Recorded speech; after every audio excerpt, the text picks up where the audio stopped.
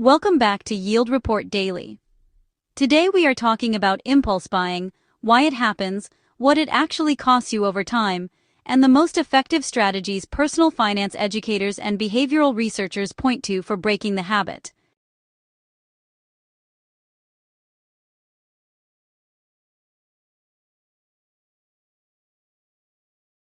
Impulse buying is one of the most universal financial challenges people face. It does not discriminate by income. High earners impulse buy just as readily as people on tight budgets. The scale just differs. And in the age of one-click online purchasing, same-day delivery, and algorithmically targeted ads designed to create a sense of urgency, the environment we live in is more engineered for impulse spending than at any point in history. Understanding that context matters, because it means impulse buying is not a character flaw or a lack of willpower.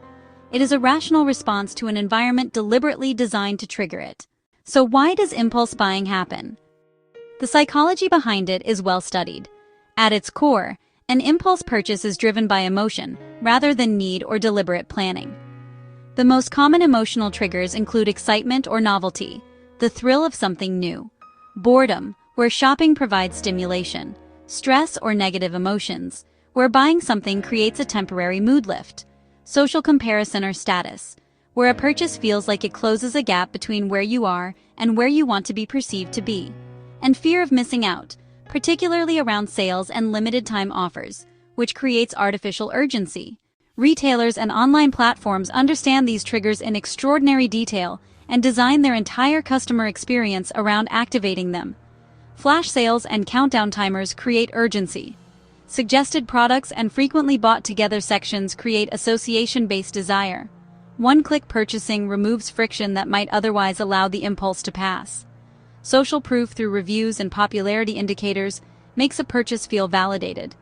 Understanding that your impulse to buy something is often the result of deliberate psychological engineering is the first and most empowering step toward resisting it. Now let us look at what impulse buying actually costs. Most people who struggle with impulse spending significantly underestimate its financial impact because individual purchases feel small. $20 here, $40 there, $100 on a sale that was too good to pass up. But these amounts compound quickly. Several studies on consumer spending patterns have found that the average person spends hundreds of dollars per month on impulse purchases they did not plan, and in many cases do not remember making within a few weeks. Across a year, that is potentially thousands of dollars that could have gone toward debt reduction, savings, or investment. There is also an opportunity cost dimension that is easy to overlook. If you invest $100 per month instead of spending it impulsively, over 30 years at a historically average market return, that $100 per month becomes a very significant sum through the power of compound growth. Every impulse purchase is not just the money spent today, but the future value of that money not invested. So what actually works for reducing impulse buying? Let us go through the strategies that come up most consistently in both personal finance research and behavioral economics. The first and most universally recommended strategy is the waiting period rule. Before making any unplanned purchase above a threshold you set for yourself, you wait a defined period of time before buying. Common recommendations are 24 hours for smaller purchases and 30 days for larger ones. The waiting period works because the emotional intensity driving the impulse fades with time. What felt essential in the moment often feels much less necessary a day or a week later. If you still want the item after the waiting period, you can make the purchase as a considered decision, rather than an impulsive one. The second strategy is friction. Adding steps to the purchasing process reduces impulse buying because each step gives the rational part of your brain more time to engage. Removing saved card details from online retailers so you have to manually enter payment information is one of the most effective versions of this.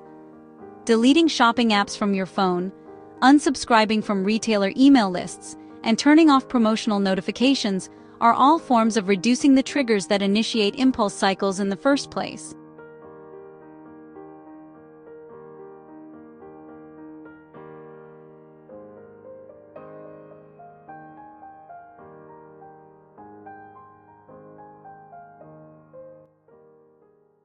Gentle animation.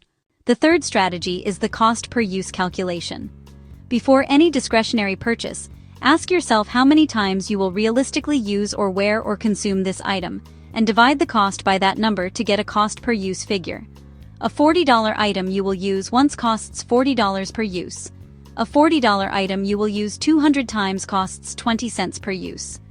Running this calculation quickly reframes whether a purchase represents genuine value or just an impulse driven by the excitement of acquisition. The fourth strategy is to give impulse spending a designated budget rather than trying to eliminate it entirely. Complete restriction tends to backfire for most people, creating a sense of deprivation that eventually leads to a spending binge that costs more than the controlled approach would have. A more sustainable approach is to build a small discretionary or fun money budget into your overall spending plan, an amount you can spend each month on anything you want, without guilt or justification. When that budget is gone for the month, it is gone. But knowing it exists makes it easier to hold the line on everything outside it.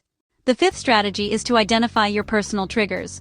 Because impulse buying is emotionally driven, understanding which emotions and situations trigger your impulse spending gives you much earlier warning signs to work with. If you tend to impulse buy when you are stressed at work, bored on a Sunday afternoon, or scrolling social media late at night, those are the specific situations where you need different strategies in place. Some people find that having a non-spending alternative ready for those trigger moments is effective.